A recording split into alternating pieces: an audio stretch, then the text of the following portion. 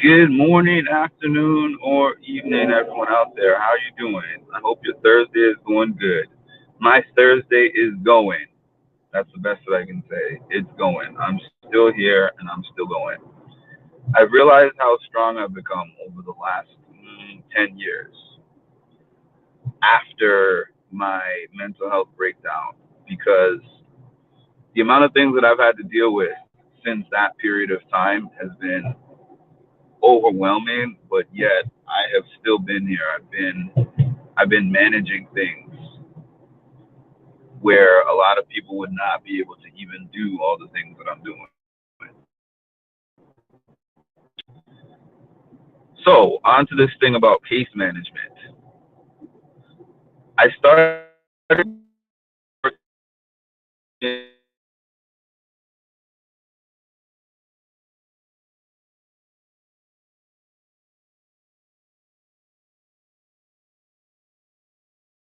for anyone who doesn't know,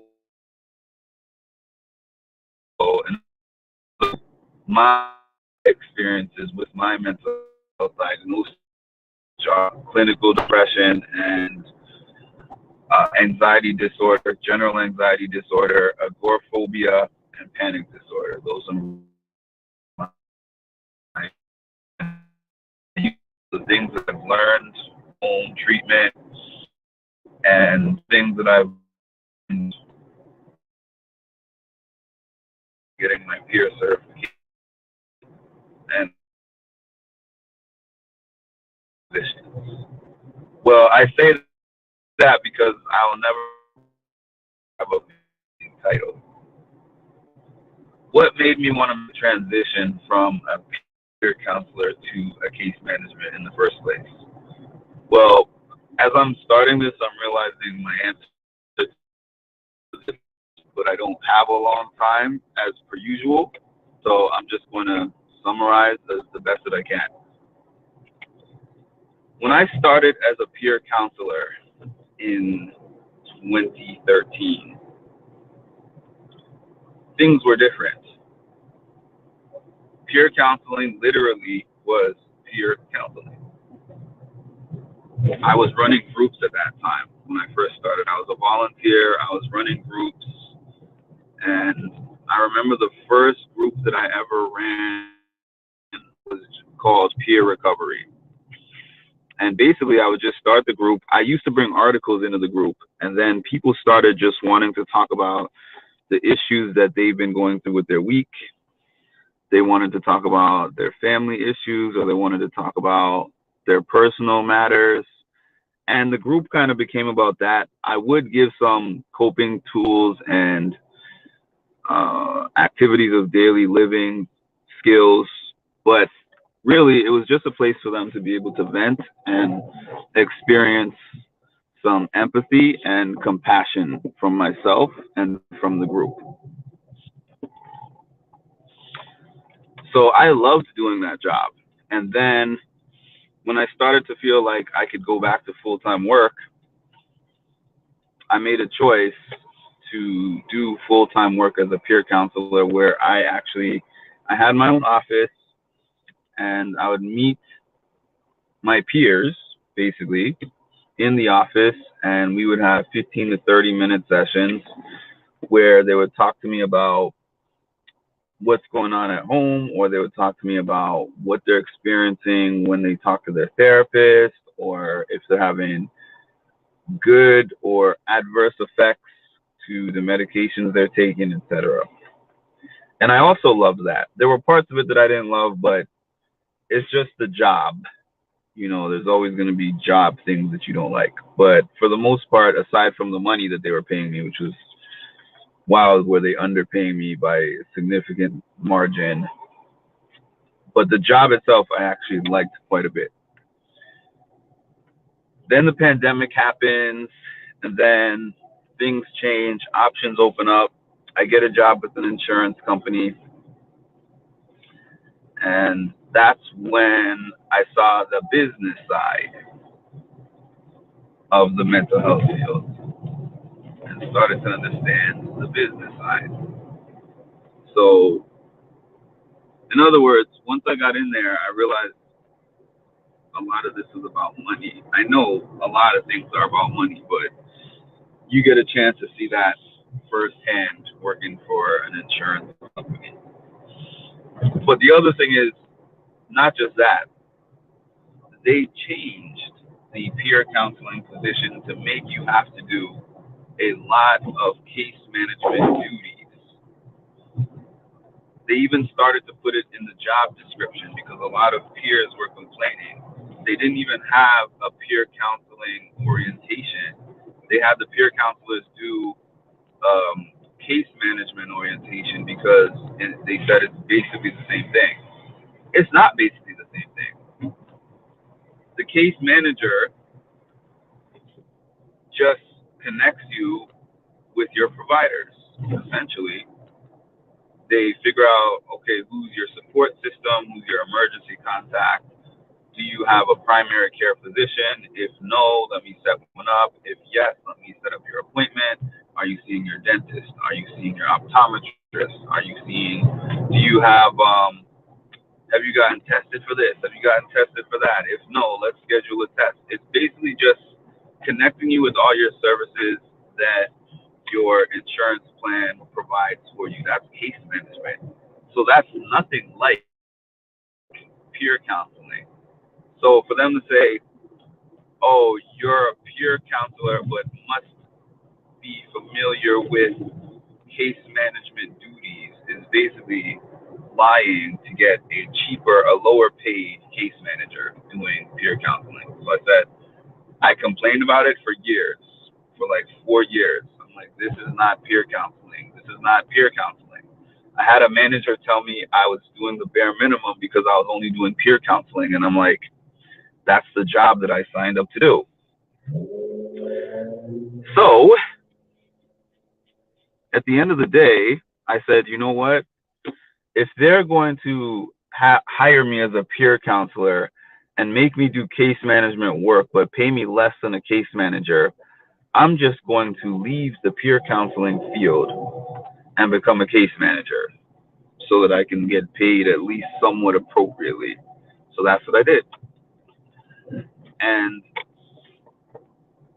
my employer had a fairly healthy amount of fear of my ability to do case management work because I never had the title. But I said, trust me, even though I've never had the title, this is the type of work that they've been making me do as a peer for some years now. So I jumped into the job, and I will say being a full-time case manager is like having a never-ending to-do pile.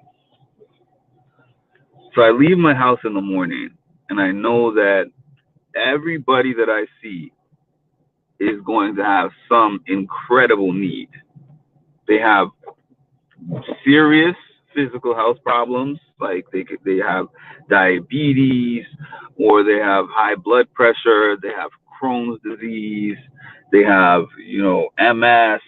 There's serious, because this is part of what it takes to qualify for them to be in the program that I'm a part of, and or they have a serious mental health condition, schizophrenia, schizoaffective, bipolar 1, bipolar 2, whatever it is. They have a series of things going on. A lot of them are homeless. A lot of them live in very impoverished and in some cases even dangerous neighborhoods. So I just know there's a ton of things going on. And so it means when I get up in the morning, it doesn't matter what I have going on because it comes second. It comes second to whatever they have going on because I spend all day running around doing things for them. And then there's the administrative parts of it on the side. So in addition to, oh, you got to take care of your clients and you got to make sure you're meeting their needs, help them, call this person, do this thing for them. And then you got to do all this paperwork. Okay, make sure you do this, fill out this form, upload this document, get this thing signed, yada, yada, yada. Maintain your caseload. right now, I am on my way to my next client's house, and that's the only way I'm even able to do this live. Um, I got information that I lost one of my clients Tuesday.